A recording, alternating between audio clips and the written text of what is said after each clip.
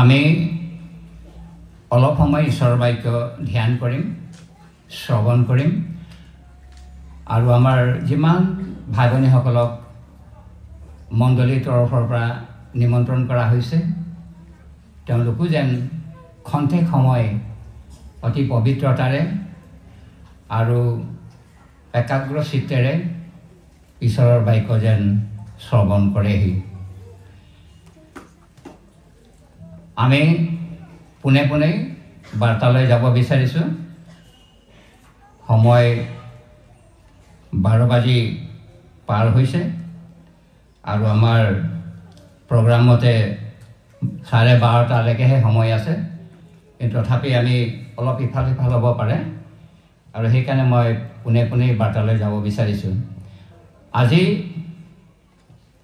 আমাৰ বিভিন্ন ঠাইৰ পৰা ভাই ভনীসকল আহিছে আৰু সেইকাৰণে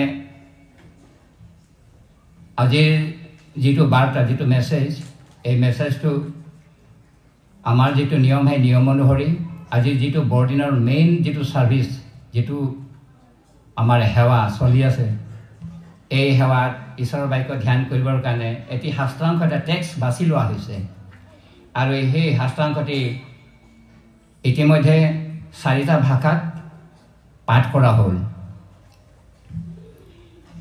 এইখিনি সময়ত মই ধ্যানৰ বাবে সুবিধা হ'বৰ কাৰণে মই সেই একেই শাস্ত্ৰাংশটি অসমীয়াত পাঠ কৰিব বিচাৰিছোঁ। মিখা 5 অধ্যায় 1 পৰা 4 পদ।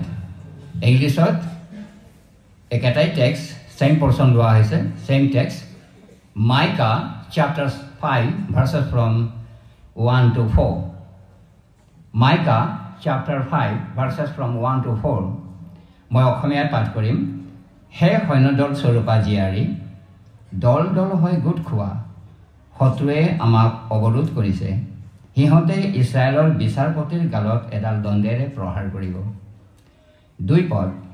কিন্তু হে বেথলেহেম ইফ্ৰাতা, যিহুদাৰ গোষ্ঠীবোৰৰ মাজত গণ্য হ'বলৈ অতি ক্ষুদ্ৰ যি তুমি, তোমাৰ পৰা ইছৰাইলত অধিপতি হ'বলৈ মোৰ উদ্দেশ্যে এজনা উৎপন্ন হ'ব।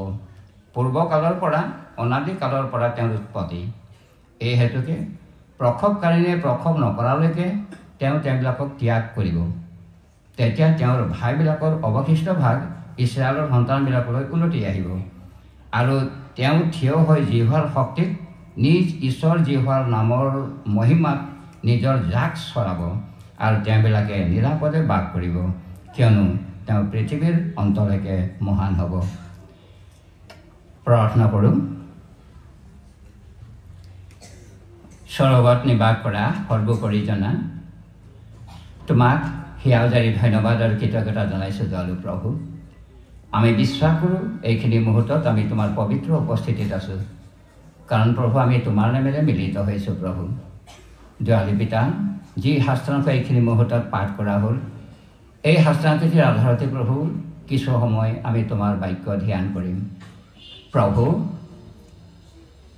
আমি বিশ্বাস কৰোঁ পবিত্ৰ আত্মাইহে সকলো কাৰ্য সম্পন্ন কৰিব, মই কেৱল মাধ্যমৰ ভূমিকাহে পালন কৰিম। পিতা ধন্য হওক প্ৰভু তোমাৰ নাম। যীশুৰ নামত অতি শ্ৰদ্ধাৰে প্ৰাৰ্থনা অৰ্পণ কৰিলোঁ, আমেন। আজিৰ বাৰ্তাৰ যিটো মূল বিষয়বস্তু, এই টেক্সটৰ বা এই পেছেজটো বা এই শাস্ত্ৰাংশটিৰ যিটো মূল বিষয়বস্তু, সেই মূল বিষয়বস্তুটো হৈছে শিশুটিক পাহৰিব নালাগে, শিশুটিক পাহৰি যাব নালাগে। যেনেধৰণে আপুনি অনুবাদ কৰে, do not forget the child. এতিয়া আপুনি আপোনাৰ নিজৰ নিজৰ ভাষাত আপুনি অনুবাদ কৰিব পাৰে। Do not forget the child, don't forget the child. এইটো হৈছে থিম অফ টুডেজ মেছেজ। আপোনালোকে দেখিছে আমাৰ ষ্টেজৰ বেনাৰত লিখা আছে, Jesus is the reason for the season. আৰু থিমটো কোৱা হ'ল ইতিমধ্যে শিশুটিক পাহৰি যাব নালাগে বা আমি এনেকুৱাও ক'ব পাৰোঁ শিশুটিক নাপাহৰিবা বা শিশুটিক নাপাহৰিব শিশুটিক পাহৰিব নালাগে আমি আমাৰ শিশুসকলক সন্তানসকলক আমাৰ সতি সন্তানবিলাকক আমি পাহৰি নাযাওঁ আমি তেওঁলোকক অৱহেলা নকৰোঁ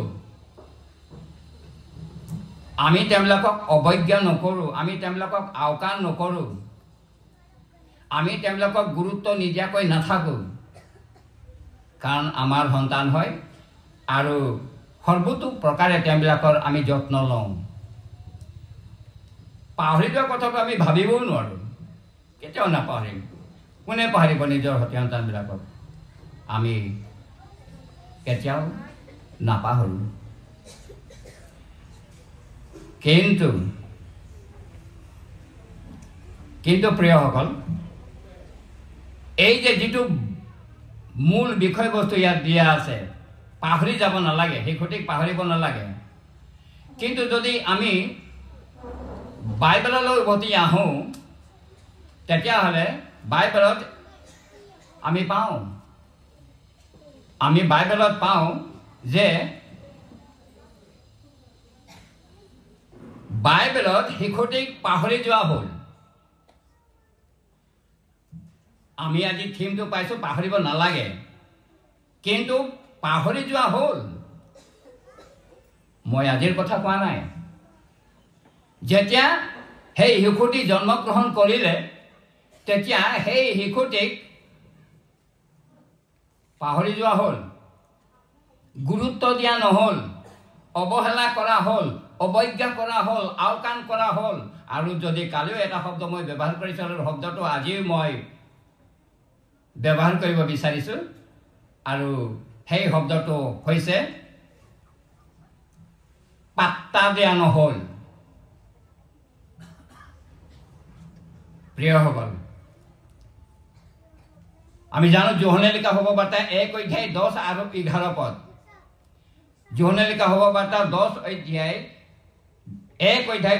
আৰু 11 পদ মই ইয়াৰ পৰা পাঠ কৰিছোঁ প্ৰিয়সকল মই বেছি সময় নলওঁ আপোনালোকে যেন অতি ধৈৰ্য সহকাৰে ঈশ্বৰৰ বাক্য শ্ৰৱণ কৰেহি 10 আৰু 11 পদ যোহনে লিখা শুভবাৰ্তা the gospel according to John chapter 1 verses from 10 and 11 তেওঁ নিজৰ আধিপত্যলৈ আহিল কিন্তু তেওঁ নিজৰ লোকে তেওঁ গ্ৰহণ কৰিলে নে নকৰিলে বুলিহে বাইবেলে কৈছে নকৰিলে he was rejected he came to his own people but he was rejected তেওঁক অগ্ৰাহ্য কৰা হ'ল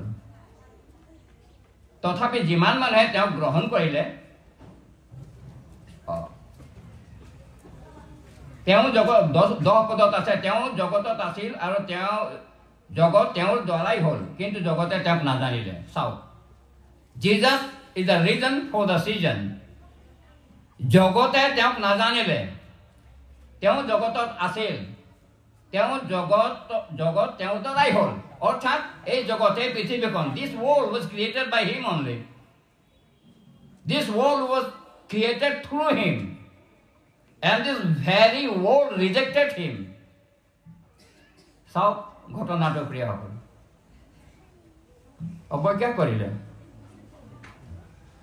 তেওঁৱে এই পৃথিৱীখন সৃষ্টি কৰিছে তেওঁৰ উৎপত্তি পূৰ্বৰ পৰাই আছে বুলি আজি টেক্সে আমাক কৈছে অৰ্থাৎ বিফৰ এব্ৰাহাম আই এম অব্ৰাহামৰ আগৰ পৰাই যীশু আছে যীশুৰ দ্বাৰাই সকলো সৃষ্টি তেওঁ সৃষ্টিকৰ্তা হয় তেওঁ কেৱল উদ্ধাৰকৰ্তাই নহয় তেওঁ সৃষ্টিকৰ্তা হয় তেওঁ সকলো হয় হি ইজ দ্য ক্ৰিয়েটৰ কিন্তু যেতিয়া মানুহ পাপ কৰিলে তেতিয়া মানুহৰ মাজত পাপীক উদ্ধাৰ কৰাৰ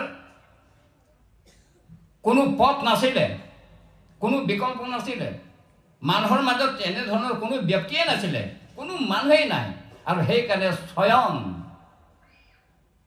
প্ৰভু যীশু খ্ৰীষ্ট ঈশ্বৰ হৈও মানৱ ৰূপ ধাৰণ কৰি এই জগতলৈ আহিবলগীয়া হ'ল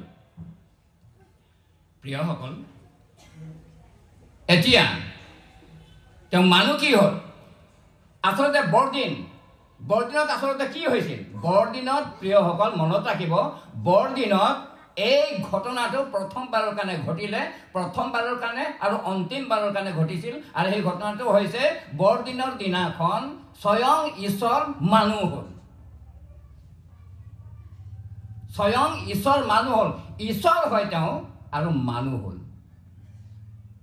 এইটোৱে বৰদিনত এই ঘটনাটো ঘটিছিল ঈশ্বৰ মানুহ হৈ গ'ল প্ৰিয়সকল কিয় মানুহ হ'ব লাগে কাৰণ মানুহে পাপ কৰিলে আৰু ঈশ্বৰ ন্যায়বান ঈশ্বৰ হয় পাপৰ বেছ মৃত্যু দ্য ৱেজেছ অফ চিন ইজ ডেথ কিন্তু সেই মৃত্যুটো যাতে আপোনাৰ নহয় মোৰ নহয় আৰু সেইকাৰণে প্ৰভু যীশুখ্ৰীষ্ট নিজেই মানৱ ৰূপ ধাৰণ কৰি এই জগতলৈ আহিল আমি পাওঁ যিচয়া 9:6 যিচয়া 9:6 আমি কি পাওঁ তাত লিখা আছে আপোনালোকে চাব পাৰে বাইবেল মেলি পেলাই আইজায়া চেপ্টাৰ 9:6 কৈছে আমালৈ এটি ল'ৰা জন্মিল আমালৈ এটি পুত্ৰ দান কৰা হ'ল আমাৰ দুটা কথা আছে দুটা ফ্ৰেজ আছে আমালৈ এটি ল'ৰা জন্মিল unto us a child is born and unto us a son is given আমালৈ এটি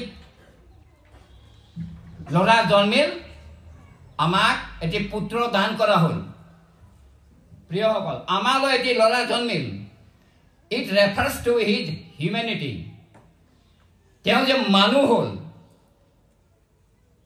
ঈশ্বৰ মানুহ হ'ল God became man it refers to humanity আমালৈ এটি ল'ৰা জন্মিল মানুহ হৈ তেওঁ জন্মগ্ৰহণ কৰিলে আনহাতে আৰু এটা ফ্ৰেজ আছে সেইটো কি কৈছে আমালৈ এটি পুত্ৰ দান কৰা হ'ল a son is given to us আমালৈ এটি পুত্ৰ দান কৰা হ'ল it refers to his divinity তেওঁ যে ঈশ্বৰ হয় অৰ্থাৎ প্ৰভু যীশুখ্ৰীষ্ট ঈশ্বৰ হয় আৰু একেটা সময়ত শতকৰা 100% মানুহ হয় শতকৰা 100% তেওঁ ঈশ্বৰ হয় শতকৰা 100% তেওঁ মানুহ হয় এইকাৰণে মানুহ হ'ল কাৰণ মানুহে পাপ কৰিলে এতিয়া মানুহ পাপ কৰিলে মৃত্যু হ'ব লাগিব গতিকে আপোনাৰ ঠাইত প্ৰভু যীশুখ্ৰীষ্ট মৃত্যু হ'ব লাগিব he has to die and he died প্ৰিয়সকল এই ঘটনাটোহে বৰদিনত ঘটিছিল এতিয়া আমি চাম যে সেই আমাৰ টেক্সটে কি কৈছে যে তোমাৰ পৰা ইছৰাইলত অধিপতি হ'বলৈ মোৰ উদ্দেশ্যে এজনা উৎপন্ন হ'ব আৰু সেই হৈছে প্ৰভু যীশুখ্ৰীষ্ট প্ৰিয়সকল কিন্তু ইয়াত আমি কি পালোঁ ইয়াত আমি পালোঁ যে তেওঁ নিজৰ লোকলৈ আহিল he came to his own people but his own people rejected him তেওঁক অগ্ৰাহ্য কৰিলে অস্বীকাৰ কৰিলে গ্ৰহণ নকৰিলে পাহৰি গ'ল অৱজ্ঞা কৰিলে আওকাণ কৰিলে পাত্তা নিদিলে কিন্তু এই যে অগ্ৰাহ্য কৰিলে যিটো ৰিজেকশ্যন হ'ল অগ্ৰাহ্য কৰিলে অগ্ৰাহ্য কৰাৰ কাৰণেই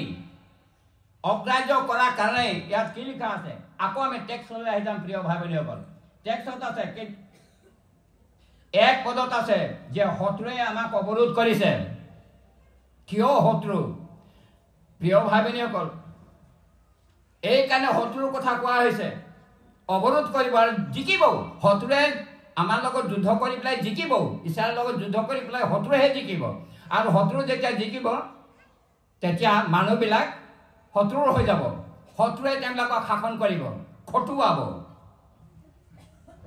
এতিয়া তাৰ পৰা উদ্ধাৰ কৰিবলৈ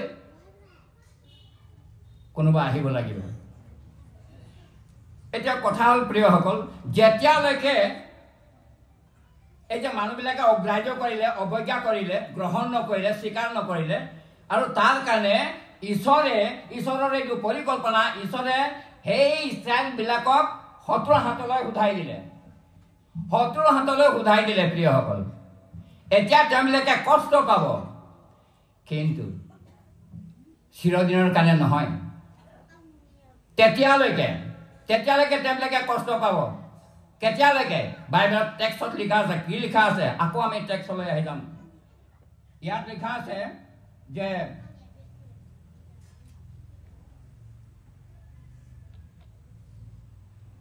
তিনি পদ এই হেতুকে প্ৰসৱকালীনে প্ৰসৱ নকৰালৈকে তেওঁবিলাকক ত্যাগ কৰিব প্ৰসৱকালীনে প্ৰসৱ নকৰালৈকে তেওঁবিলাকক ত্যাগ কৰিব অৰ্থাৎ ঈশ্বৰে মানুহবিলাকক ত্যাগ কৰিব কেতিয়ালৈকে যেতিয়ালৈকে প্ৰসৱকালীনে এগৰাকী সন্তান সম্ভৱ বা মাতৃয়ে যেতিয়ালৈকে সন্তানটি প্ৰসৱ নকৰে বা সন্তানটি যেতিয়া গৰ্ভত আছে প্ৰসৱ কৰাৰ পিছত সন্তানটিক সেই মাতৃগৰাকী বা সেই ভনীয়ে লাভ কৰিব অৰ্থাৎ প্ৰসৱ নকৰালৈকে এই মানুহখিনি শাস্তি পাব কাৰ হাতত থাকিব শত্ৰুৰ অধীনত তেওঁবিলাকে থাকিব শাস্তি ভুগিব লাগিব কেতিয়ালৈকে মই আকৌ দোহাৰিছোঁ তেতিয়ালৈকে যেতিয়ালৈকে প্ৰসৱকাৰীণীয়ে নিজৰ সন্তানটিক প্ৰসৱ নকৰে প্ৰিয় ভাই ভনীসকল প্ৰভু যীশু খ্ৰীষ্ট অহাৰ আগত যি কষ্ট হ'ল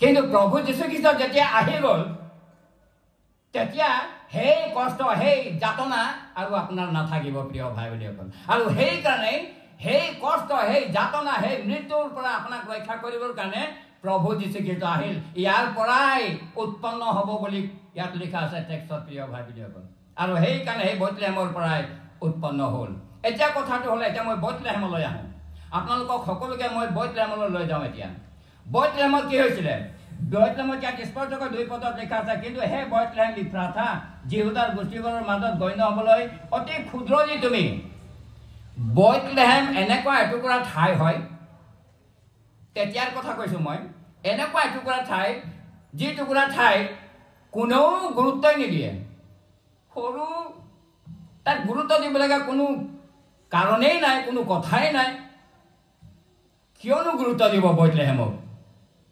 অনুন্নত ঠাই বোলে বৰ সম্ভ্ৰান্ত পৰিয়ালৰ লোকবিলাকে তাত থাকে বসবাস কৰে তেনেকুৱা কথা নহয় একেবাৰে অনুন্নত ঠাই সেইকাৰণে কোনো গুৰুত্ব নিদিয়ে কোনো সুবিধা নাই সৰু এটুকুৰা ঠাই এবাৰ যদি কোনোবাই কেনেবাকৈ সেই বেথলেহেমলৈ গ'ল দ্বিতীয়বাৰ যাবলৈ প্ৰয়োজন বোধ নকৰিব কাৰণ কোনো গুৰুত্বপূৰ্ণ ঠায়েই নহয় সৰু এটুকুৰা ঠাই এই দুখীয়া মানুহবিলাক থাকে তাত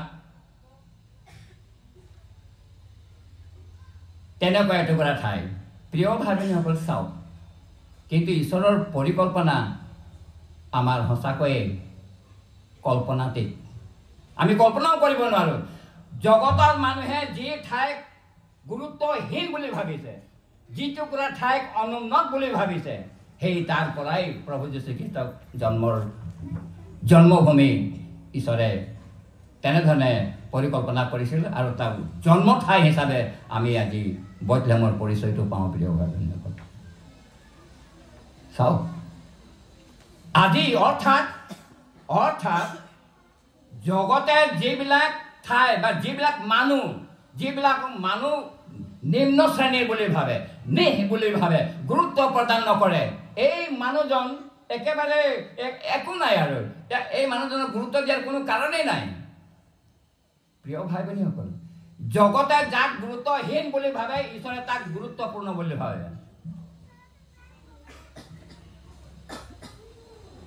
জগতে যাক অদৰকাৰী বুলি ভাবে ঈশ্বৰে তাকে গুৰুত্বপূৰ্ণ বা দৰকাৰী বুলি ভাবে প্ৰিয় ভাই ভনীসকল আৰু সেইকাৰণে যেতিয়া বেথলেহেমত প্ৰভু যীশু খ্ৰীষ্টৰ জন্ম হ'ব এইটো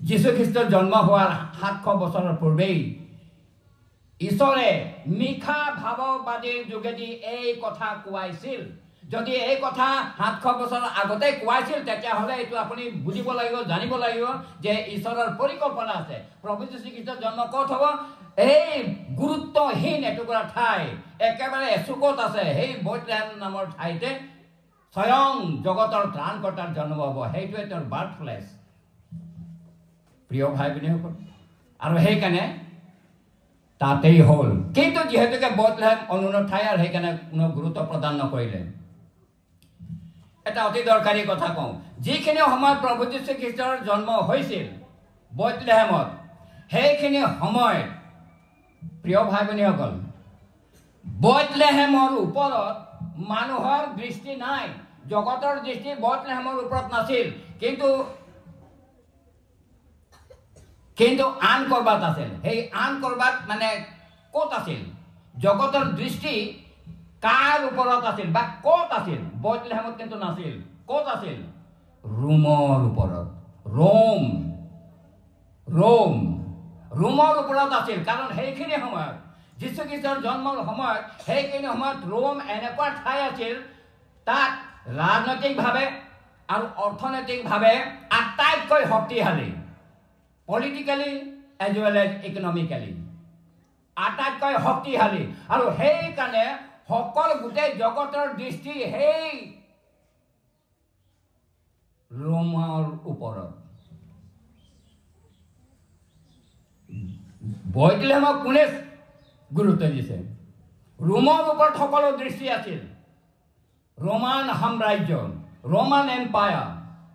প্ৰিয়সকল, ৰোমান এম্পায়াৰ আমি জানো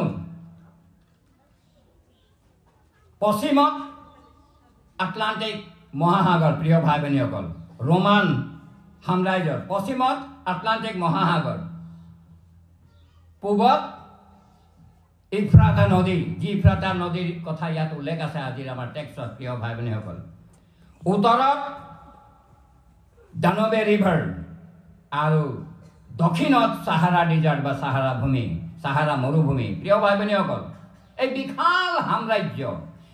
বিশাল সাম্ৰাজ্য কোনে শাসন কৰিছিল? এজন ব্যক্তিয়ে শাসন কৰিছিল। আমি সকলোৱে সেইজন ব্যক্তিৰ নাম জানো। সেইজন ব্যক্তিৰ নাম আছিল আগষ্ট কৈছাৰ। আগষ্ট কৈছৰে এই বিশাল সাম্ৰাজ্যৰ শাসক আছিল বা শাসনকৰ্তা আছিল। তেওঁই চলাইছিল। মহাপৰাক্ৰমী, মহাপ্ৰতাপী। প্ৰিয় ভাই ভনীসকল, এতিয়া সেই আগষ্ট কৈছৰ নিচিনা ব্যক্তি এজনে, আগষ্ট কৈছৰ নিচিনা ব্যক্তিৰ এজনৰ ওচৰলৈ যদি কোনোবাই গৈ পেলাই ক'লেহেঁতেন যে এটি যিহুদী শিশুৱে ইতিহাস ৰচনা কৰিবলৈ গৈছে, মই আকৌ দোহাৰিছোঁ, এটি যিহুদী শিশুৱে ইতিহাস ৰচনা কৰিবলৈ গৈছে, এই কথা শুনি আগষ্ট কৈছৰ নিশ্চয় হাঁহিলেহেঁতেন, হাঁহি উলিয়াই দিলেহেঁতেন কথাটো। এটি যিহুদী শিশু, যাৰ পিতৃ এই জোচেফ কাৰ্পেণ্টাৰ, যাৰ মাতৃ মৰিয়ম এই সৰু ছোৱালী, টিন এজত আছে, 15, 16, 17 কিবা এটা এজ হ'ব বয়স, একেবাৰে অশিক্ষিত পৰিয়াল, সকলো ফালৰ পৰা দুৰ্বল অভাৱী পৰিয়াল, আৰু সেই শিশুটিয়ে ইতিহাস ৰচনা কৰিব ভবাই নাছিল আগষ্ট কৈছাৰ, আৰু হাঁহিলেহেঁতেন। কিন্তু প্ৰিয়সকল, বাস্তৱত সেয়াই হ'ল। বাস্তৱত কিন্তু সেয়াই হ'ল। আৰু সেইকাৰণে কি হ'ল বেথলেহেমৰ কথা কৈছিল আগষ্ট কৈছাৰে। নাজানে ঈশ্বৰৰ কি পৰিকল্পনা, ঈশ্বৰৰ লগতো আগষ্ট কৈছাৰ কোনো সম্পৰ্ক নাই। আৰু সেইকাৰণে ঈশ্বৰৰ পৰিকল্পনা তেওঁ নাজানে। আৰু তেওঁ কৈছে যে মই মহাপৰাক্ৰমী, মহাপ্ৰতাপী সম্ৰাট, গোটেই পৃথিৱীৰ দৃশ্য, সেই দৃষ্টি ৰোমৰ ওপৰত। তেনেস্থলত মোৰ বাহিৰে যদি কোনোবাই ইতিহাস ৰচনা কৰিব পাৰে, সেইজন ব্যক্তি it should be a person like me, মইহে ইতিহাস ৰচনা কৰিব পাৰোঁ। এই যিহুদী শিশুটিৰ কথা কৈছে, হাঁহি দিলেহেঁতেন প্ৰিয় ভাই বুলি কয়। কিন্তু সেয়াই হ'ল। কি হ'ল? আগষ্ট কৈছৰ 14 এডিত তেওঁৰ মৃত্যু হৈছিল। আৰু সেইখিনি সময়ত প্ৰভু যীশু খ্ৰীষ্টৰ বয়স আছিল 19 বছৰ। প্ৰভু যীশু খ্ৰীষ্টৰ বয়স আছিল 19 বছৰ। 14 এডিত আগষ্ট কৈছৰৰ মৃত্যু হৈছিল। প্ৰিয় ভাই ভনীসকল, AD in the year of the Lord, anno domini, AD, anno domini. The full form of AD is anno domini. ইয়াৰ অৰ্থটো হৈছে in the year of the Lord, খ্ৰীষ্টাব্দ। প্ৰিয় ভাই ভনীসকল, ইতিহাস প্ৰভু যীশু খ্ৰীষ্টই ৰচনা কৰিলে। তেওঁৰ জন্মৰ পিছতে খ্ৰীষ্টাব্দ লিখিবলৈ আৰম্ভ হ'ল। আগষ্ট কৈছাৰ গুৰুত্ব নিদিব পাৰে। কিন্তু তেওঁ ক'ব নোৱাৰাকৈ আগষ্ট কৈছে ইটছ ভেৰি ইণ্টাৰেষ্টিং টু ন' আগষ্ট কৈছে ক'ব নোৱাৰাকৈ ঈশ্বৰৰ যিটো পৰিকল্পনা আছে নহয় প্ৰিয়সকল ঈশ্বৰৰ যিটো পৰিকল্পনা প্ৰভু যীশু খ্ৰীষ্ট বেথলেহেমলৈ আহিব লাগে তাত জন্মগ্ৰহণ কৰিব লাগে আৰু মানৱ জাতিক উদ্ধাৰ কৰিব লাগে ঈশ্বৰৰ পৰিকল্পনা আগষ্ট কৈছে তেওঁ নাজানে আৰু সেইকাৰণে তেওঁ ক'ব নোৱাৰাকৈ কিন্তু এটা মাইনৰ এটা তেওঁ ৰুল আছিলে এই পৰিকল্পনাত ঈশ্বৰৰ এই পৰিকল্পনাত আগষ্ট কৈছৰৰ এটা মাইনৰ এটা ৰুল আছিলে আৰু সেই কথা তেওঁ একেবাৰে নাজানে তেওঁ সেন্সাছৰ কাৰণে পিয়ল কৰিবৰ কাৰণে তেওঁ এক অধ্যাদেশ জাৰি কৰিলে পিয়ল হ'ব লাগে এই পিয়ল হ'বৰ কাৰণেই প্ৰিয়সকল এই পিয়ল হ'বৰ কাৰণেই যিহেতু পিয়লৰ অৰ্ডাৰ আহি গ'ল এতিয়া সকলোৱে নিজৰ নিজৰ চিটিত গৈ পেলাই নিজৰ নিজৰ নগৰত গৈ পেলাই নিজৰ নিজৰ পূৰ্বপুৰুষৰ নগৰলৈ গৈ পেলাই সেই পিয়লত নাম ভৰ্তি কৰিব লাগে প্ৰিয়সকল আৰু সেইকাৰণে নাম ভৰ্তি কৰিবৰ কাৰণে পিয়লৰ কাৰণে সেই সেন্সাছৰ কাৰণেই যোচেফে গৰ্ভৱতী মৰিয়মক লগত লৈ নাচৰতৰ পৰা বেথলেহেমলৈ যাবলগীয়া হ'ল কমেণ্টেটৰবিলাক ক'ব বিচাৰে 80 মাইলছ আপুনি কিলোমিটাৰত কনভাৰ্ট কৰি ল'ব পাৰে 80 মাইলছ নাচৰতৰ পৰা বেথলেহেম আৰু আগতে ভৱিষ্যতবাণী কোৱা হৈছে মিখাই কৈছে বেথলেহেমতে জন্মগ্ৰহণ কৰিব প্ৰভু যীশু খ্ৰীষ্ট আৰু তেওঁলোকে আছে নাচৰতত 80 মাইলছ এৱে ফ্ৰম বেথলেহেম কিন্তু ঈশ্বৰৰ পৰিকল্পনা সেইকাৰণে আগষ্ট কৈছে সেন্সাছৰ অৰ্ডাৰ দিয়াৰ লগে লগে যোচেফে মৰিয়মক গৰ্ভৱতী মৰিয়মক লগত লৈ বেথলেহেমলৈ গুচি গ'ল আৰু যেতিয়া সময় সম্পূৰ্ণ হ'ল তাতে মৰিয়মে প্ৰভু যীশু খ্ৰীষ্টক প্ৰসৱ কৰিলে প্ৰিয় ভাই ভনীসকল এতিয়া কথাটো হ'ল যে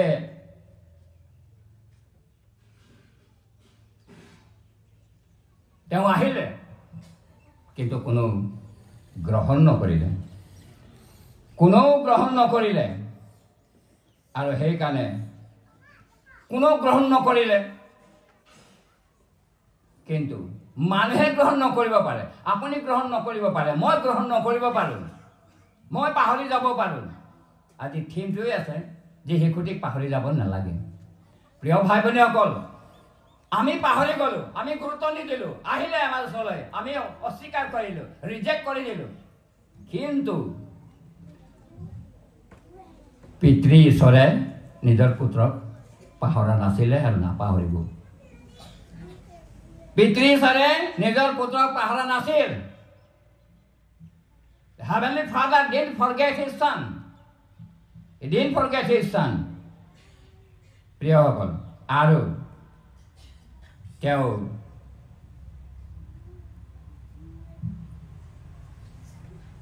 ঈশ্বৰৰ যি পৰিকল্পনা সেই পৰিকল্পনা নিজৰ পুত্ৰৰ দ্বাৰাই তেওঁ সকলো সম্পন্ন কৰিলে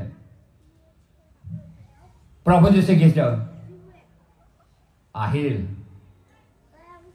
he was neglected কিমান মানুহে গ্ৰহণ কৰিলে কিমান মানুহে বিশ্বাস কৰিলে নাই কৰা আজিও নাই কৰা but he is the only son of God he is the only savior I am the way the truth and the life no one can go to the Father except by me he says like that John chapter 14 verse 6 যোনে লেখা হ'ব বা 6 পদত কৈছে প্ৰিয় ভাই ভনীসকল but people did not believe him people rejected him that he was overlooked he was neglected he was forgotten he was left behind প্ৰিয় ভাই ভনীসকল এই ব্যৱহাৰ প্ৰভু যীশু খ্ৰীষ্টই পালে কিন্তু তথাপি প্ৰভু যীশু খ্ৰীষ্টটো মৰমীয়াল না আমি পাপ কৰিব পাৰোঁ আমি অস্বীকাৰ কৰিব পাৰোঁ আমি অগ্ৰাহ্য কৰিব পাৰোঁ কিন্তু প্ৰভু যীশু খ্ৰীষ্টই ইমানেই প্ৰেম কৰে আপোনাক যে আপোনাৰ কাৰণে নিজৰ প্ৰাণটো তেওঁ সেই কালবাৰী ক্ৰুচত দি দিলে আপুনি মৃত্যু হ'ব নালাগে আৰু যিজনে সেইকাৰণে যোহানে লিখা হ'ব বা তাই কৈ 12 পদত কৈছে যে যিমানেই তেওঁক বিশ্বাস কৰিলে সকলোকে সন্তান হ'বলৈ কিন্তু অধিকাৰ দিলে those who believe in him were given the authority to become his sons and daughters প্ৰিয় ভাই ভনীসকল গতিকে আমি দেখা পাইছোঁ যে প্ৰভু যীশু খ্ৰীষ্টই অগ্ৰাহ্য হ'ব পাৰে, বিশ্বাস নকৰিব পাৰে, কিন্তু তেৱে যে একমাত্ৰ ঈশ্বৰ হয় আৰু এদিন সমগ্ৰ মানৱ জাতিৰ কাৰণে নিজৰ প্ৰাণটো দিবলৈ আহিছিল। তেওঁ নিজৰ প্ৰাণ দিবলৈ আহিছিল, কোনো ধৰ্ম স্থাপন কৰিবৰ কাৰণে তেওঁ এই পৃথিৱীলৈ অহা নাছিল। বাইবেলে তাক নকয়। তেওঁ খ্ৰীষ্টানিটি প্ৰচাৰ কৰিবৰ কাৰণে অহা নাছিল, তেওঁ জীৱন দিবলৈ কাৰণে আহিছিল। He came into this world to give his life, to let down his life for his friends, and we are his friends. প্ৰিয় ভাই ভনীসকল, আৰু সেই জীৱনটো কালবাৰী ক্ৰুচত তেওঁ দি দিলে। তেওঁ জীৱন দিবলৈ আহিছিলে, ধৰ্ম দিবলৈ অহা নাছিল। প্ৰিয় ভাই ভনীসকল, জোহন লেখা সভবাৰ্তা 10:10 আমি পাওঁ, জীৱন দিবলৈ আহিছিলে আৰু সেই জীৱনটোহে তেওঁ দিলে। সেই জীৱন দিবৰ কাৰণেই আজি 2024 বছৰ পূৰ্বে তেওঁ জন্মগ্ৰহণ কৰিছিল। মানুহ হিচাপে জন্মগ্ৰহণ কৰিলেহে তেওঁ মৃত্যু হ'ব। প্ৰিয় ভাই ভনীসকল, কিন্তু কেৱল মৃত্যু হৈ গ'ল নহয়, মৃত্যুৰ 3 দিনৰ পিছত তেওঁ পুনৰাই উঠিল। আৰু মানৱ ইতিহাসত এটা নজিৰবিহীন ঘটনা, মানৱ ইতিহাসত কোনো কালে কোনোদিনে নোহোৱা এটা ঘটনা যে তেওঁ মৃত্যু হ'ল, মৈদাম দিয়া হ'ল আৰু তৃতীয় দিনা তেওঁ তোলা হ'ল। তেওঁৰ মৃত্যু আজিও খালী আছে। ইভেন টুডে মানুহ তালৈ যায় আৰু দেখে কবৰ খালী আছে। মানৱ ইতিহাসত এইটোৱেই নজিৰবিহীন এটা ঘটনা। প্ৰিয় ভাই ভনীসকল, আৰু সেইকাৰণে সেই প্ৰভু যীশু খ্ৰীষ্ট কিয় মৰিল? জাষ্ট আপোনাক প্ৰেম কৰে, আৰু ইমানেই প্ৰেম কৰে যে আপোনাৰ কাৰণে তেওঁ নিজৰ প্ৰাণটো দিব পাৰে আৰু দি দিলে। এতিয়া সেই প্ৰভু যীশু খ্ৰীষ্টক যিসকলে বিশ্বাস কৰিছে তেওঁলোকেহে পৰিত্ৰাণ পাব। প্ৰিয় ভাই ভনীসকল, শেষত মই এটা ঘটনা ক'ব বিচাৰিছোঁ। ঘটনাটো এনেধৰণৰ, বৰদিনৰ দিনা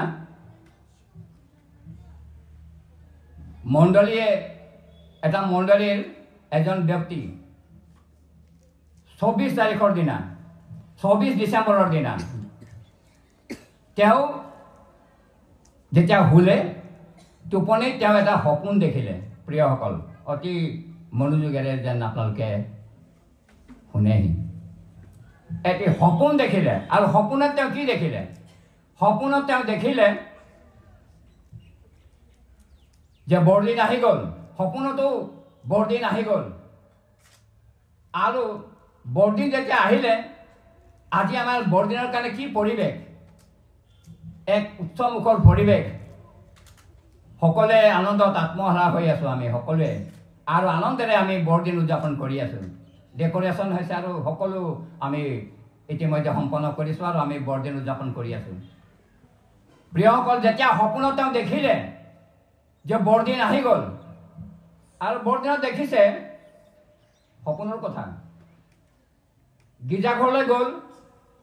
গীৰ্জাঘৰচোন কোনো ডেকৰেশ্যন নাই, সাজ সজ্জা একো নাই, সজোৱা নাই। আৰে কি হ'ল? বৰদিন আৰু গীৰ্জাঘৰ সজোৱা নাই। তাৰপিছত মানুহবিলাকৰ ঘৰলৈ লক্ষ্য কৰিছে, কোনেও বৰদিনৰ কাৰণে প্ৰস্তুতি চলোৱা নাই। আকৌ তেওঁ আচৰিত হ'ল, কি হ'ল এইটো? বৰদিন হয়, মোৰ তাৰিখ কিবা গণ্ডগোল হৈছে নেকি? তেওঁ ভাবিছে, নহয় তাৰিখটো মোৰ ঠিকেই আছে, আজি 24 ডিচেম্বৰ, কাইলৈ বৰদিন, কিন্তু মই বৰদিনৰ কোনো বাতাবৰণ দেখা পোৱা নাই, একো নাই। তাৰপিছত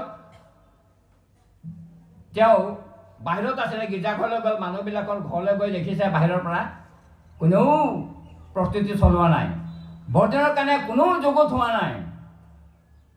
তাৰপিছত তেওঁ লগে লগে লৰ মাৰি পেলাই নিজৰ ঘৰলৈ গ'ল। ঘৰলৈ গৈ পেলাই তেওঁৰ লাইব্ৰেৰী আছে নিজৰ, আমাৰো হয়তো আপোনালোকৰো লাইব্ৰেৰী আছে নিজৰ, মোৰো সৰু এটা আছে। প্ৰিয়সকল, সেই লাইব্ৰেৰীত তেওঁ সোমাই গ'ল, আৰু লাইব্ৰেৰীত সোমাই পেলাই তেওঁ কিতাপ বিচাৰিছে। লাইব্ৰেৰীততো কিতাপেই থাকিব না।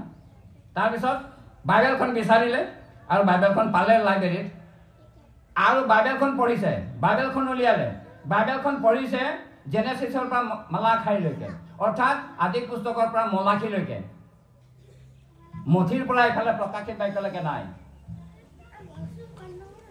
বাইবেলখন ক'ৰ পৰা ক'লৈকে আছে? আদি পুস্তকৰ পৰা মলাখীলৈকেহে আছে, মথিৰ পৰা প্ৰকাশিত বাক্যলৈকে নাই, অৰ্থাৎ নতুন নিয়ম নাই। তেতিয়া সেই মানুহজনৰ ব্যাকুলতা আৰু বাঢ়ি গ'ল, ব্যাকুলতা আৰু বাঢ়ি গ'ল। এইটো কেনেকৈ হ'ব পাৰে? তাৰপিছত কি ঘটনা ঘটিলে জানে? তাৰপিছত মানুহ এজন মণ্ডলী মৃত্যু হ'ল। মৃত্যু হলত মৃতকৰ পৰিয়ালটিৰ সান্তনাৰ কাৰণে, শান্তিৰ কাৰণে মণ্ডলীয়ে ঈশ্বৰৰ বাক্যৰ যোগেদি শোকসন্তপ্ত পৰিয়ালটিক সান্তনা দিয়ে, ঈশ্বৰৰ বাক্যৰ যোগেদি। কিন্তু এতিয়া সেই শোকসন্তপ্ত পৰিয়ালটিক সান্তনা দিব কেনেকৈ? কাৰণ নতুন নিয়ম নায়েই ইয়াত। বাইবেল যেতিয়া মেলি চাইছে মলাখীলৈকে সেই আছে, মথিৰ পৰা এইফালে নাই। এতিয়া ঈশ্বৰৰ বাক্যৰ যোগেদি পৰিয়ালটিক কেনেকৈ সান্তনা দিব? এতিয়া তেওঁৰ মগজে কাম নকৰা হ'ল। কি হৈ গ'ল? মানুহ মৰিব এতিয়া, আৰু যদি মানুহ মৰিব, যদি তেওঁৰ পুনৰুত্থান নাই, তেতিয়াহ'লেতো চিৰদিনৰ কাৰণে তেওঁ গ'ল, চিৰদিনৰ কাৰণে গ'ল। এইটো কেনেকৈ হ'ব পাৰে? এইটো কেতিয়াও হ'ব নোৱাৰে, এইটো কেতিয়াও হ'ব নোৱাৰে। তেতিয়া তেওঁ একেবাৰে ব্যাকুল যেতিয়া হৈ গ'ল, এইটো কেতিয়াও হ'ব, মানি লোৱা নাই তেওঁ, এইটো কেতিয়াও হ'ব নোৱাৰে। কাৰণ যদি পুনৰুত্থান নহয়, তেতিয়াহ'লে আপুনি চিৰদিনৰ কাৰণে শেষ হৈ গ'ল। আৰু মানুহজন যেতিয়া অতি ব্যাকুল হৈ গ'ল, ব্যাকুল হৈ যোৱাৰ পিছত মানুহজনৰ টোপনি ভাগিল। মানুহজনৰ যেতিয়া টোপনি ভাগিল, তেতিয়া অসমীয়াত কথা এষাৰ আছে, স্বস্তি নিশ্বাস পেলোৱা। তেতিয়াহে তেওঁ স্বস্তি নিশ্বাস পেলাইছে। ভাল যে এইটো সপোন আছিল, বাস্তৱত এই ঘটনা ঘটা হ'লে কি হ'লহেঁতেন? বাস্তৱত এই ঘটনা ঘটা হ'লে কি হ'লহেঁতেন? প্ৰিয়সকল, এবাৰ ভাবি চাওকচোন আপুনি নিজে। এতিয়া আমি এতিয়া সপোনৰ পৰা আমি ওলাই গ'লোঁ, এতিয়া বাস্তৱত আহি গ'লোঁ আমি। এতিয়া আপুনি বাস্তৱত কথাষাৰ চিন্তা কৰকচোন প্ৰিয় ভাই ভনীসকল। যদি প্ৰভু যীশুখ্ৰীষ্ট নহা হ'লে কি হ'লহেঁতেন? আপোনাৰ আৰু মোৰ, আমাৰ উদ্ধাৰ হ'লহেঁতেন জানো? আপোনালোকে কওক, উদ্ধাৰ হ'লহেঁতেন নে নহ'লহেঁতেন? মণ্ডলী মানুহবিলাকক মই বুজিছোঁ, উদ্ধাৰ হ'লহেঁতেন জানো? প্ৰভু যীশুখ্ৰীষ্ট নহা হ'লে আপোনালোকে কওক, উদ্ধাৰ হ'লহেঁতেন নে নহ'লহেঁতেন? নহ'লহেঁতেন, নহ'লহেঁতেন। কাৰণ তেওঁহে মানৱ জাতিৰ পাপৰ পৰা উদ্ধাৰ কৰি পৰিত্ৰাণ দিবৰ কাৰণে, অনন্ত জীৱন দিবৰ কাৰণে তেওঁ আহিবলগীয়া হ'ল বৰদিনৰ দিনাখন। তেওঁ নহা হ'লে নহ'লহেঁতেন। তেতিয়া আমি জানো উদ্ধাৰ পালোহেঁতেন? আমি জানো স্বৰ্গলৈ গ'লোহেঁতেন? আমি জানো অনন্ত জীৱনৰ ভাগি হ'লোহেঁতেন? নহ'লোহেঁতেন প্ৰিয়সকল। কাৰণ যি আহিব লগা আছিল তেওঁ নাহিলে। কিন্তু নহয়, বাস্তৱত তেওঁ আহিলে প্ৰিয়সকল। কেতিয়া আহিলে? 2024 বছৰ পূৰ্বেই তেওঁ আহি গ'ল। আজি যদি আপুনি তেওঁক অগ্ৰাহ্য কৰে, তেতিয়াহ'লে প্ৰিয় ভাই ভনীসকল, আপোনাৰ উপায় নাই। ঈশ্বৰৰ ওচৰত আৰু বেলেগ আৰু কোনো পন্থা নাই, কোনো বিকল্প নাই প্ৰিয় ভাই ভনীসকল। কেৱল প্ৰভু যীশুখ্ৰীষ্টতহে পৰিত্ৰাণ আছে, আন কাতো পৰিত্ৰাণ নাই। পাচনি কৰ্ম 4:12 লিখা আছে, আন কাতো পৰিত্ৰাণ নাই, কেৱল প্ৰভু যীশুখ্ৰীষ্টতহে আছে প্ৰিয় ভাই ভনীসকলৰ। সেইকাৰণে তেওঁ নহা হ'লে কি হ'লহেঁতেন? কাৰণ আমাৰো মৃত্যু হ'ব, শাৰীৰিকভাৱে আমাৰ সকলোৰে মৃত্যু হ'ব। কিন্তু প্ৰভু যীশুখ্ৰীষ্ট যেনেকৈ 3 দিনৰ পিছত তেওঁ উঠিলে, পুনৰুত্থান হ'ল, আপোনাৰ আৰু মোৰো পুনৰুত্থান আছে। আৰু সেইকাৰণে আমাৰ জীৱনটোৰ কোনো অন্ত নাই, আমি অনন্ত জীৱনৰ অধিকাৰী হৈছোঁ। কি সৌভাগ্যৱান যিসকলে প্ৰভু যীশুখ্ৰীষ্টক বিশ্বাস কৰিছে, তেওঁবিলাকে ঈশ্বৰক অনন্ত জীৱনৰ কাৰণে লাভ কৰিছে। অনন্ত কালৰ কাৰণে আপুনি অনন্ত ঈশ্বৰৰ লগত, সেই ঈশ্বৰৰ লগত থাকিব প্ৰিয় ভাই ভনীসকল, প্ৰিয় ভাই ভনীসকল। গতিকে আপুনি স্বৰ্গত থাকিব বিচাৰেনে? যদি স্বৰ্গত থাকিব বিচাৰে, যদি অনন্ত জীৱন লাভ কৰিব বিচাৰিছে, তেতিয়াহ'লে প্ৰভু যীশুখ্ৰীষ্টক আজি আপুনি, মৰিয়মেতো নিজৰ গৰ্ভত তেওঁ ৰাখিছিল, তাৰপিছতে সন্তান প্ৰসৱ কৰিলে মৰিয়মে প্ৰভু যীশুখ্ৰীষ্টক প্ৰসৱ কৰিলে আজি আপুনি আপোনাৰ হৃদয়ত প্ৰভু যীশুখ্ৰীষ্টক জন্ম দিব পাৰে প্ৰিয় ভাই ভনী আপোনাৰ হৃদয়ত চিৰদিন আপুনি প্ৰভু যীশুখ্ৰীষ্টৰ লগত থাকিব লাগিবই চিৰদিন স্বৰ্গত প্ৰিয় ভাই ভনীসকল স্বৰ্গত শেষত মই এটা কথা কওঁ প্ৰিয় ভাই ভনীসকল শেষত আমি ঈশ্বৰৰ আশীৰ্বাদ লাভ কৰোঁ বিভিন্ন ধৰণৰ আশীৰ্বাদ লাভ কৰোঁ এতিয়া আটাইতকৈ ডাঙৰ আশীৰ্বাদ কোনটো হয় আটাইতকৈ ডাঙৰ আশীৰ্বাদ হৈছে আটাইতকৈ ডাঙৰ আশীৰ্বাদ আমাক ইয়াত বাইবেলত উল্লেখ কৰা আছে আমাক এদিন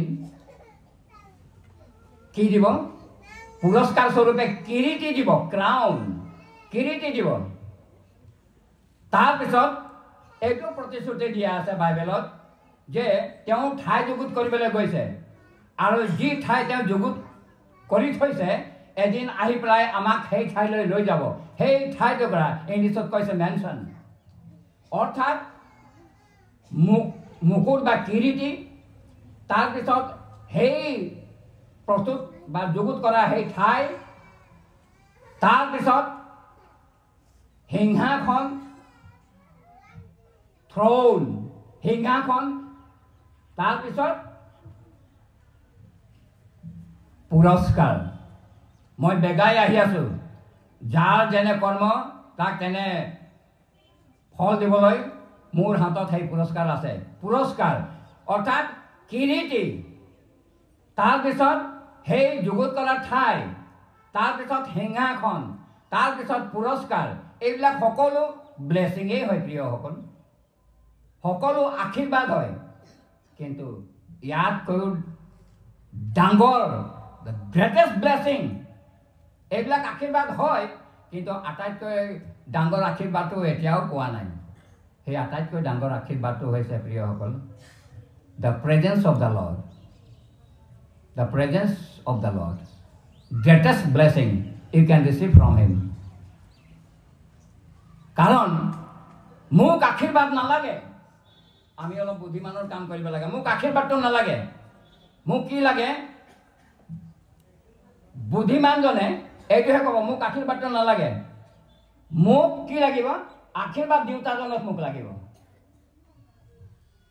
মোক কিন্তু আশীৰ্বাদ দেউতাজনক লাগে মোক আশীৰ্বাদ নালাগে আশীৰ্বাদ দেউতাজনকহে মোক লাগে প্ৰিয় ভাই ভনীসকল যদি আপুনি প্ৰভু যীশুখ্ৰীষ্টক পালে তেতিয়াহ'লে আপুনি সকলো পালে প্ৰভু যীশুখ্ৰীষ্টক পালেহে আপুনি স্বৰ্গত তেওঁৰ লগত থাকিব আৰু যদি আপুনি স্বৰ্গতো পেলেচতো আপুনি থাকে ৰাজ প্ৰাসাদত ৰাজ অট্টালিকাতো থাকে যদি তাত প্ৰভু যীশুখ্ৰীষ্ট আপোনাৰ লগত নাই তেতিয়াহ'লে ৰাজ প্ৰাসাদো আপোনাৰ কাৰণে বন্দীশাল হ'ব পাৰে আৰু যদি আপুনি বন্দীশালত আছে কিন্তু প্ৰভু যীশুখ্ৰীষ্ট যদি আপোনাৰ লগত আছে তেতিয়াহ'লে বন্দীশালো সেই প্ৰিজনো ৰাজ প্ৰাসাদ হ'ব পাৰে অৰ্থাৎ য'ত প্ৰভু যীশুখ্ৰীষ্ট আছে সেই স্বৰ্গ আপুনি য'তেই নাথাকক লাগিলে য'ত প্ৰভু যীশুখ্ৰীষ্ট আছে তত স্বৰ্গ আছে আপুনি প্ৰভুৰ লগত আছে যদি প্ৰভুৰ লগত অনন্তকাললৈকে থাকিবলৈ আপুনি যদি ইচ্ছা কৰে তেতিয়াহ'লে প্ৰিয় ভাই ভনীসকল তেওঁ আজি আপোনাৰ কাৰণে আহিছে পাৰ্চনেলি আপুনি লওক মোৰ কাৰণে আহিছে বুলি আপুনি লওক মোৰ কাৰণে আহিছে গতিকে মই তেওঁক গ্ৰহণ কৰি লৈছোঁ মই তেওঁক ৰিচিভ কৰিছোঁ যেতিয়া মই এটা উপহাৰ আপোনাক দিব বিচাৰিছোঁ কাৰণ ইয়াত কোৱা আছে Jesus is the reason for the season এই ছিজনৰ টাইমেই ৰিজন হয় এই গ্ৰেটেষ্ট আপোনালোকৰ বেনাৰত মণ্ডলীৰ বেনাৰত বাহিৰত লিখা আছে the greatest gift The greatest gift, এই greatest giftটো কি হয় প্ৰভু যীশুখ্ৰীষ্ট হয় সেই গিফ্ট এই ৰুমালখন গিফ্ট বুলি ধৰি লওক মই আমাৰ স্বৰ্গীয় ভাইক এই গিফ্টটো দিব বিচাৰিছোঁ আমাৰ জেকব স্বৰ্গীয় তেখেতক এই গিফ্টটো মই দিব বিচাৰিছোঁ এতিয়ালৈকে মোৰ হাতত আছে আৰু মই গিফ্টটো এতিয়ালৈকে দিয়া নাই যেতিয়া মই গিফ্টটো তেখেতক দি দিম তেতিয়া তেওঁৰ এটা স্বাধীনতা আছে গিফ্টটো তেওঁ গ্ৰহণ কৰিবও পাৰে অগ্ৰাহ্যও কৰিব পাৰে ল'বও পাৰে নল'বও পাৰে জোৰ জুলুম কৰিব নোৱাৰোঁ ঈশ্বৰে জোৰ জুলুম নকৰে প্ৰিয় ভাই ভনীসকল, যদি তেওঁ ল'লে তেতিয়াহ'লেতো গিফ্টটো তেওঁ পাই গ'ল, আৰু যদি নলয় তেতিয়াহ'লে গিফ্টটোক তেওঁ অগ্ৰাহ্য কৰিলে। সেই গিফ্ট ঈশ্বৰে আপোনাৰ কাৰণে যি আটাইতকৈ মহান যিটো গিফ্ট বা উপহাৰ দিছে সেইটো হৈছে স্বয়ং প্ৰভু যীশুখ্ৰীষ্ট। আপোনাক আজিও সেই গিফ্ট স্বৰূপে দিছে, আৰু গিফ্ট পাবৰ কাৰণে কোনেও একো কৰিব নালাগে। গিফ্ট পাবৰ কাৰণে কোনেও যোগ্যতা অৰ্জন কৰিব নালাগে। You cannot earn this gift, it is freely given, no need to do anything. প্ৰিয় ভাই ভনীসকল, মাত্ৰ তেওঁ যদি বিশ্বাস কৰি আপুনি সেই উপহাৰটো গ্ৰহণ কৰে তেতিয়াহ'লে প্ৰভু যীশুখ্ৰীষ্টক আপুনি নিজৰ ত্ৰাণকৰ্তা হিচাপে লাভ কৰিব, আৰু এদিন অনন্ত কালৰ কাৰণে প্ৰভু যীশুখ্ৰীষ্টৰ লগত স্বৰ্গত থাকিব। আৰু যদিহে সেইটো নহয়গৈ আপোনাৰ জীৱনত, তেতিয়াহ'লে চিৰদিনৰ কাৰণে আপুনি স্বৰ্গখন হেৰুৱাব লাগিব। কাৰণ মই এই বাট, সত্য আৰু জীৱন, মোৰ যোগেদি নগ'লে পিতৃ ঈশ্বৰৰ কোনো নাযায়। শেষত প্ৰিয় ভাই ভনীসকল, যি শিশু আজি ইতিহাস ৰচনা কৰিলে, খ্ৰীষ্টাব্দ চলি আছে, প্ৰিয় ভাই ভনীসকল, সেই শিশুটি আপোনাৰ কাৰণে আহিছে। আপুনি সেই শিশুটিক অগ্ৰাহ্য নকৰিব, পাহৰি নাযাব। Don't forget the child, don't forget the child. এই বাক্যৰ যোগেদি ঈশ্বৰে আমাক আটাইকে অনুগ্ৰহ দান কৰক। ধন্যবাদ।